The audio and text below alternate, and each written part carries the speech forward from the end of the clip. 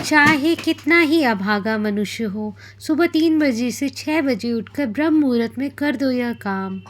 जो चाहोगे वह मिलेगा।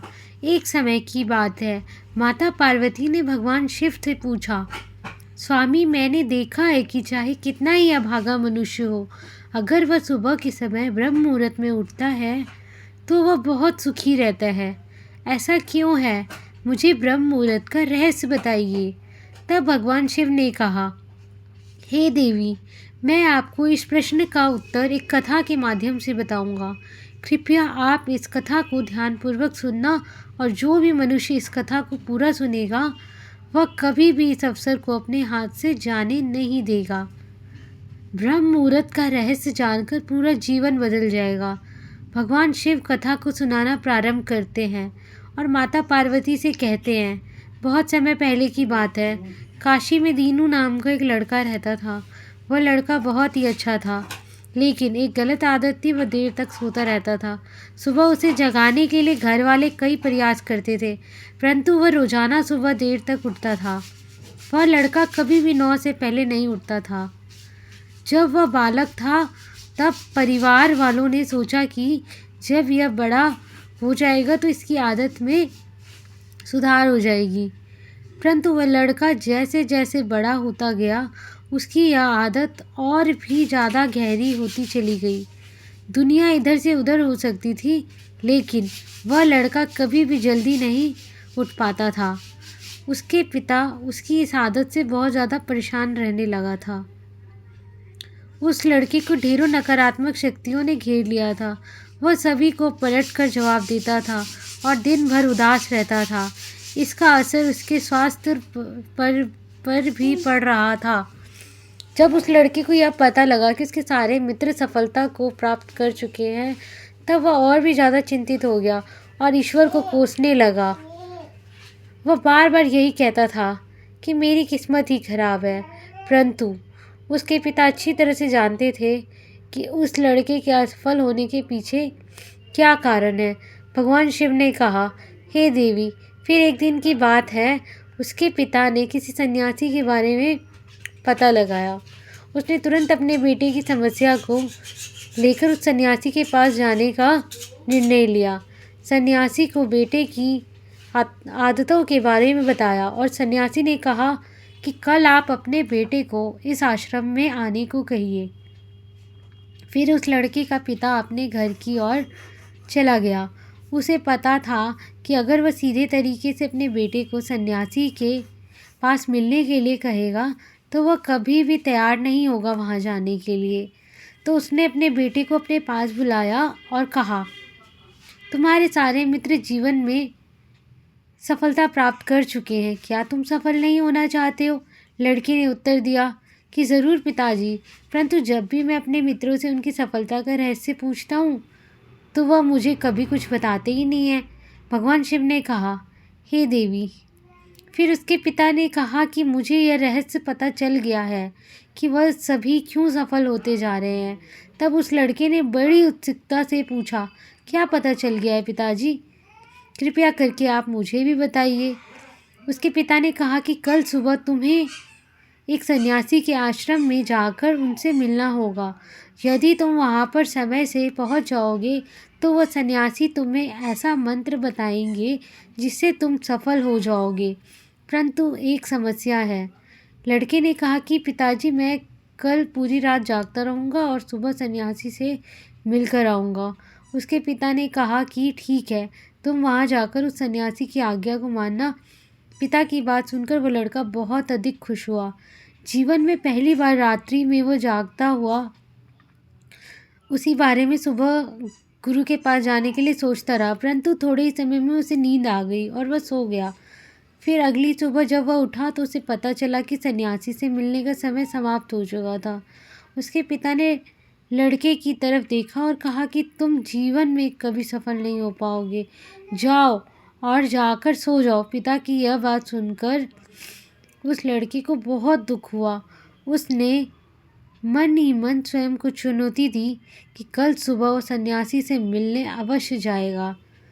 उसने अपने पैर में एक छोटा सा घाव बना लिया जिससे दर्द के कारण उसे रात भर नींद नहीं आई। भगवान शिव ने कहा, हे देवी, यह ऐसा पहला अवसर था जब उसने अपने जीवन में पहली बार सूर्योदय देखा था। वह तुरंत ही तैयार होकर सन्यासी से मिलने के लिए चला गया। आज उसका अनुभव कुछ अलग ही था। वह बेहद शांत महसूस कर रहा था। चलते चलते वह लड़का जैसे ही सन्यासी के आश्रम में पहुंचा तो वहां पर उसने देखा कि सन्यासी और उसके सभी शिष्य ध्यान लगाकर बैठे हुए थे। भगवान शिव ने कहा, हे देवी। फिर जब ध्यान का समय समाप्त हुआ तब लड़का उस सन्यासी के पास पहुंचा और उन्हें प्रणाम करते हुए बोला कि आपके पास कोई ऐसा मंत्र है जिससे मैं सफल हो सकता हूँ? कृपया करके आप मुझे वह मंत्र बताइए। मैं भी अपने मित्रों के समान सफल होना चाहता हूँ और अपना जीवन खुशहाल जीना चाहता हूँ। भगवान शिव ने कहा, हे देवी। फिर सन्यासी मुस्कुराए और बोले, अच्छा, तो तुम वही बालक हो। तुम्हारे पिताजी मुझसे मिलने आए थे और उन्होंने तुम्हारे विषय में मुझे सब कुछ बता दिया था। मैं तुम्हें वह मंत्र अवश्य बता देता, परंतु अब लड़के ने जैसे ही परंतु शब्द सुना तो लड़का घबरा गया। उसने पूछा, परंतु क्या गुरुदेव? तब सन्यासी बोला, मैं तुम्हें वह मंत्र बताऊंगा, परंतु अगले 21 दिनों तक तुम्हें मेरी आज्ञा माननी होगी। मैं तुम्हें वह मंत्र 21 दिनों के बाद बताऊंगा। तब तक मैं तुमसे जो भी कार्य कहूँगा तुम्हें वह सब करना होगा। यदि तुम उस कार्य में असफल हुए तो वह कार्य के बीच में तुम्हारा संकल्प टूट गया तो उस मंत्र का असर नहीं होगा। दृढ़ निश्चय के साथ उस लड़के ने कहा कि मुझे आपकी सारी आज्ञा स्वीकार है। मैं अगले 21 दिनों के लिए आपका दास हूँ। आप जो भी कहेंगे मैं वही कार्य करूँगा। मुझे केवल और केवल उस मंत्र के बारे में जानना है। भगवान शिव ने कहा, हे देवी। फिर सन्यासी ने उस लड़के से कहा कि ठीक है, कल से तुम्हारा कार्य शुरू होगा। तुम उसी आश्रम में निवास करोगे। वह लड़का आश्रम में निवास करने के लिए तैयार हो गया। सन्यासी ने कहा कि यहाँ रहते हुए तुम्हें ब्रह्म मुहूर्त में उठना होगा और दूसरे शिष्यों की तरह ध्यान और तप करना होगा। साथ ही आश्रम के कार्यों में भी सहायता करनी होगी। ध्यान रहे, यह संकल्प टूटना नहीं चाहिए। भगवान शिव ने कहा, हे देवी। अब लड़का सन्यासी की बात से सहमत हो गया और अगले दिन से उसके कार्य के दिन की शुरुआत थी। इस बार उसने दृढ़ निश्चय किया, परंतु 1 सप्ताह बीतने के पश्चात ही उसका संकल्प टूट गया और वह 8वें दिन देर तक सोता रहा। जब वह नींद से जागा तो उसने कहा कि मुझसे कितनी बड़ी भूल हो गई है। वह रोते हुए सन्यासी के पास गया और कहने लगा कि हे गुरुदेव, मेरा संकल्प टूट गया। अब मैं जीवन में कभी सफल नहीं हो पाऊंगा। सन्यासी ने उसे समझाते हुए कहा कि एक बार फिर से शुरुआत करो, फिर से संकल्प करो। फिर लड़के ने सन्यासी से पूछा कि सुबह उठना इतना आवश्यक क्यों होता है और यहाँ पर सभी लोग इतनी जल्दी क्यों उठ जाते हैं? भगवान शिव ने कहा, हे देवी। तब सन्यासी ने लड़के को समझाते हुए कहा कि सुबह यानी ब्रह्म मुहूर्त में उठने के पीछे का बहुत बड़ा विज्ञान छिपा हुआ है। लड़के ने कहा कि कृपया मुझे वह विज्ञान बताने की कृपा करें। सन्यासी ने कहा कि रात्रि को 4 पहर में बांटा गया है। पहला रुद्रकाल, जिसका समय शाम 6 बजे से लेकर 9 बजे तक होता है। दूसरा राक्षस काल, जिसका समय रात्रि 9 बजे से 12 बजे तक होता है। तीसरा गंधर्व काल, जिसका समय रात्रि 12 बजे से 3 बजे तक होता है। और सबसे अंत में जो पहर आता है उसे मनोहर काल कहते हैं। इस काल को ब्रह्म मुहूर्त या अमृत बेला के नाम से जाना जाता है।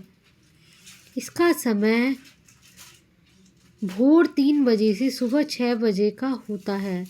यह वह समय होता है जब पूरे संसार की नकारात्मक शक्तियाँ निष्क्रिय अवस्था में होती हैं और सकारात्मक शक्तियाँ सक्रिय होती हैं। ब्रह्म मुहूर्त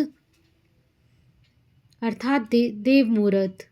ब्रह्म मुहूर्त का अर्थ देवताओं का समय होता है। भगवान शिव ने कहा, हे देवी, वह सन्यासी आगे कहता है, इस समय देवता धरती पर विचरण कर रहे होते हैं और जागृत मनुष्य पर उनका बड़ा ही सकारात्मक प्रभाव पड़ता है।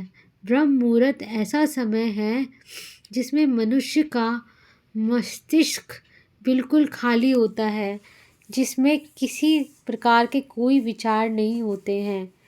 और जब इस समय व्यक्ति अपनी पुस्तक खोलकर पाठ का अध्ययन करते हैं तो उन्हें सब कुछ जल्दी जल्दी याद होने लगता है और यह लंबे समय तक याद रहता है।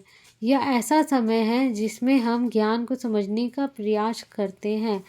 इस कारण आश्रम के सभी शिष्य और संसार में बहुत से ज्ञानी लोग ब्रह्म मुहूर्त में ही उठ जाते हैं। प्राचीन काल में रोशनी का कोई स्रोत न होने के कारण लोग अपने दिन का समापन सूर्यास्त के साथ और आरंभ सूर्योदय के साथ करते थे। यह एक तरीका है जिससे मानव जीवन प्रकृति के साथ तालमेल बनाकर चलता है। भगवान शिव ने कहा, हे देवी। फिर उस लड़के ने कहा कि ठीक है, मैं कल से अपना संकल्प फिर से शुरू करता हूँ, परंतु ब्रह्म मुहूर्त में उठकर मुझे क्या क्या करना चाहिए। तब सन्यासी ने कहा कि ठीक है, मैं तुम्हें बताता हूँ कि ब्रह्म मुहूर्त में क्या करना चाहिए और कैसे करना चाहिए। सबसे पहले उठकर धरती माता के पाँव रखने से पहले धरती माता को प्रणाम करना चाहिए और अपनी दोनों हथेलियों को देखना चाहिए और ईश्वर को धन्यवाद करना चाहिए कि उन्होंने तुम्हें आज का सर्वोत्तम सूर्योदय देखने का अवसर दिया। इसके बाद नित्य कर्म और स्नान करने से शरीर की ही नहीं बल्कि मन की शुद्धता भी बढ़ती है। स्नान के पश्चात ध्यान की प्रक्रिया होती है। ब्रह्म मुहूर्त में ध्यान की अवधि 21 दिन तक होती है। इस अवधि का उपयोग तब किया जाता है जब आप अपनी कोई मनोकामना की पूर्ति चाहते हैं।